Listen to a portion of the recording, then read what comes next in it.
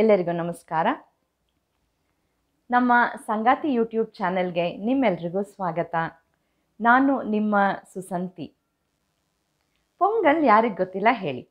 ತುಂಬ ಆರೋಗ್ಯಕರವಾದ, ಅಷ್ಟೇ ಸುಲಭವಾಗಿ ಜೀರ್ಣವಾಗುವಂತಹ ಈ ತಿನಿಸು ಮಕ್ಕಳಿಂದ ಹಿಡಿದು ಮುದುಕರವರೆಗೂ ಎಲ್ಲರಿಗೂ ಇಷ್ಟ ಆಗುವಂಥದ್ದು. ಆದರೆ ಕೆಲವ್ರಿಗೆ ಬೆಳಗಿನ ಬ್ರೇಕ್ಫಾಸ್ಟ್ಗೆ ರೈಸ್ ಐಟಮ್ಸ್ ಅಷ್ಟಿಷ್ಟ ಆಗಲ್ಲ. ಹಾಗಾಗಿ ಇವತ್ತು ರವೆಯನ್ನು ಉಪಯೋಗಿಸಿ ಪೊಂಗಲ್ ಹೇಗೆ ಮಾಡೋದು ಅಂತ ತಿಳ್ಕೊಳ್ಳೋಣ.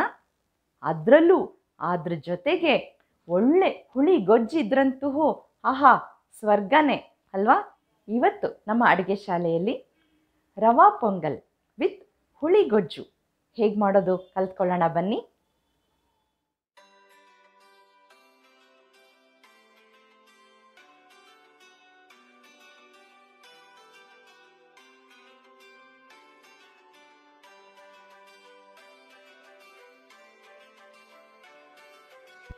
ಮೊದಲಿಗೆ ಒಂದು ಕುಕ್ಕರ್ನ ಒಲೆ ಮೇಲಿಟ್ಟು ಒಲೆ ಹಚ್ಕೊಳ್ಳೋಣ. ಅದಕ್ಕೆ 1 ಟೇಬಲ್ ಸ್ಪೂನಷ್ಟು ತುಪ್ಪವನ್ನು ಹಾಕ್ಕೊಳ್ಳೋಣ. ಇದಕ್ಕೆ ಅರ್ಧ ಕಪ್ ಹೆಸರುಬೇಳೆ ಹಾಕ್ತಾಯಿದ್ದೀನಿ. ಇದನ್ನು 1-2 ನಿಮಿಷಗಳ ಕಾಲ ಅಂದರೆ ಹಸಿ ವಾಸನೆ ಹೋಗೋವರೆಗೂ ಹುರ್ಕೊಳ್ಳೋಣ. ಈ ಹೆಸರುಬೇಳೆ ತುಂಬ ಸುಲಭವಾಗಿ ಜೀರ್ಣವಾಗುವಂಥದ್ದು. ಜೊತೆಗೆ ಈ ಜ್ವರ ಬಂದು ಎದ್ದಿರ್ತಾರಲ್ವ ಅಂಥವರು ಕೂಡ ಇದರದ್ದು ಗಂಜಿ ಥರ ಮಾಡಿ ಕುಡಿಸಿದ್ರೆ ತುಂಬಾ ಬೇಗ ಜೀರ್ಣ ಆಗುತ್ತೆ. ಆರೋಗ್ಯಕ್ಕೂ ಕೂಡ ತುಂಬಾ ಒಳ್ಳೆಯದು ಇದು. ಹಾಗೆಯೇ ದೇಹಕ್ಕೆ ಕೂಡ ತಂಪು ಮತ್ತು ಪ್ರೋಟೀನಿಂದ ಕೂಡ ಸಮೃದ್ಧಿಯಾಗಿದೆ. ಈಗ ಇದು ಆಗಿದೆ. ಈಗ ಇದಕ್ಕೆ ಅರ್ಧ ಕಪ್ ಹೆಸರುಬೇಳೆ ತಗೊಂಡಿದ್ವಿ ಅಲ್ವಾ, 3ರಷ್ಟು ಅಂದರೆ 1.5 ಕಪ್ನಷ್ಟು ನೀರು ಸೇರಿಸಿ ಒಂದು ಸತಿ ಮಿಕ್ಸ್ ಮಾಡ್ಕೊಳ್ಳೋಣ. ಈಗ ಇದನ್ನು 3 ವಿಷಲ್ ಮೀಡಿಯಮ್ ಉರಿನಲ್ಲಿ ಕೂಗಿಸೋಣ.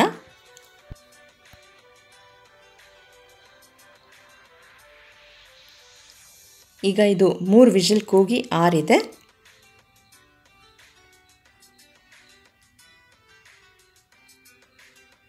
ನೋಡಿ ಪರ್ಫೆಕ್ಟಾಗಿ ಆಗಿದೆ. ಇದು ಚೆನ್ನಾಗಿ ಬೆಂದಿದೆ.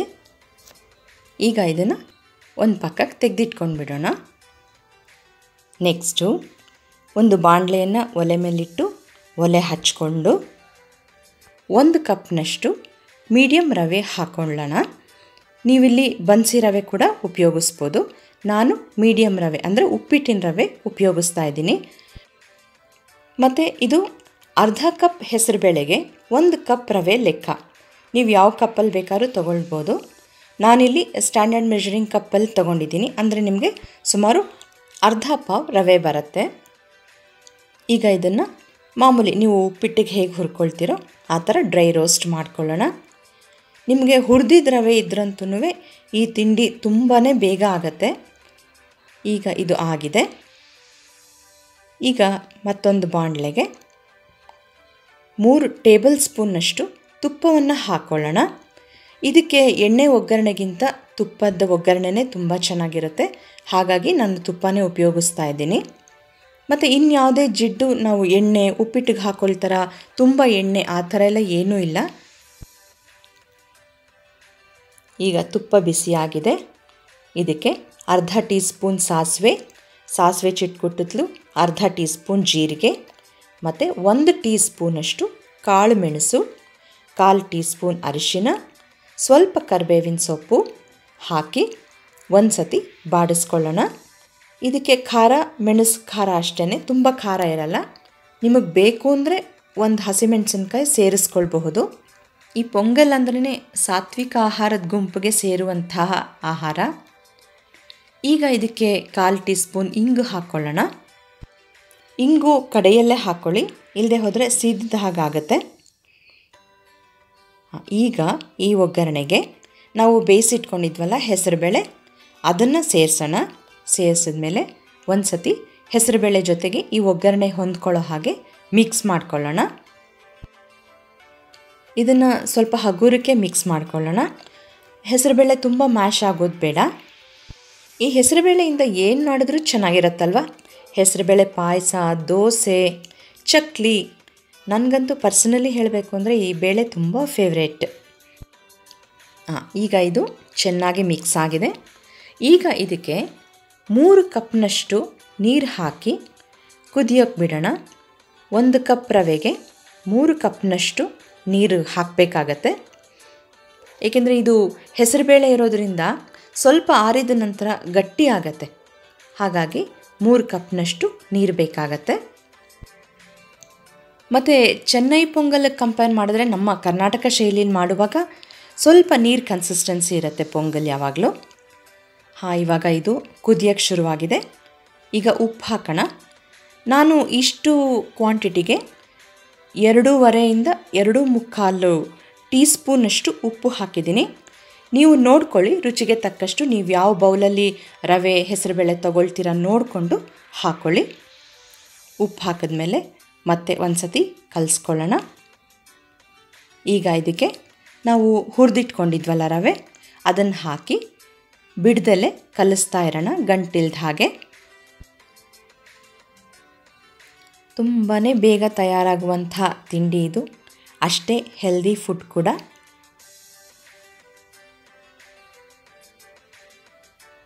ಈಗ ನೋಡಿ ಆಗ್ತಾ ಬಂದಿದೆ ನಮ್ಮ ಪೊಂಗಲ್, ಪೂರ್ತಿ ರೆಡಿಯಾಗಿದೆ. ಈಗ ನಾವು ಇದಕ್ಕೆ ಹುಳಿ ಗೊಜ್ಜು ಮಾಡ್ಕೊಳ್ಬೇಕಲ್ವ. ಒಂದು ಬೌಲ್ಗೆ 1 ನಿಂಬೆ ಹಣ್ಣಿನ ಗಾತ್ರದಷ್ಟು ಹುಣಸೆ ಹಣ್ಣನ್ನು ತಗೊಂಡು ಅದನ್ನು ಚೆನ್ನಾಗಿ ತೊಳ್ಕೊಂಡು ನೆನೆ ಹಾಕಿಟ್ಕೊಂಡು ಬಿಡೋಣ. ಇದನ್ನು ಒಂದು 2-3 ಸತಿ ಕಿವುಚಿ ನೀರು ಸೇರಿಸಿ ರಸ ತೆಕ್ಕೊಳ್ಳೋಣ. ಹಾಗಂತ ತುಂಬ ನೀರು ಮಾಡ್ಕೊಳ್ಳೋಕ್ಕೆ ಹೋಗಬೇಡಿ, ಅದು ನೀರು ಇಂಗೋದು ಲೇಟ್ ಆಗಿಬಿಡತ್ತೆ. ಈ ಕನ್ಸಿಸ್ಟೆನ್ಸಿಲಿದ್ದರೆ ಸಾಕು. ಈಗ ಇದನ್ನು ಒಂದು ಪಕ್ಕಕ್ಕೆ ಇಟ್ಕೊಳ್ಳೋಣ. ಈಗ ಇದಕ್ಕೆ ಒಗ್ಗರಣೆ ಹಾಕ್ಕೊಳ್ಬೇಕು. ಒಂದು ಬಾಣಲೆ ಅಥವಾ ಪ್ಯಾನ್ನ ಒಲೆ ಮೇಲಿಟ್ಟು ಒಲೆ ಹಚ್ಕೊಳ್ಳೋಣ. ಇದಕ್ಕೆ 1 ಟೇಬಲ್ ಸ್ಪೂನಷ್ಟು ಎಣ್ಣೆಯನ್ನು ಹಾಕ್ಕೊಳ್ಳೋಣ. ಎಣ್ಣೆ ಬಿಸಿ ಆಗತ್ಲು ಅರ್ಧ ಟೀ ಸ್ಪೂನ್ ಸಾಸಿವೆ ಚಿಟ್ಕುಟ್ಟುತ್ತಲು, ಅರ್ಧ ಟೀ ಸ್ಪೂನ್ ಜೀರಿಗೆ ಹಾಕೋಣ. ಒಂದು 30 ಸೆಕೆಂಡ್ಸಷ್ಟು ಹುರ್ಕೊಳ್ಳೋಣ.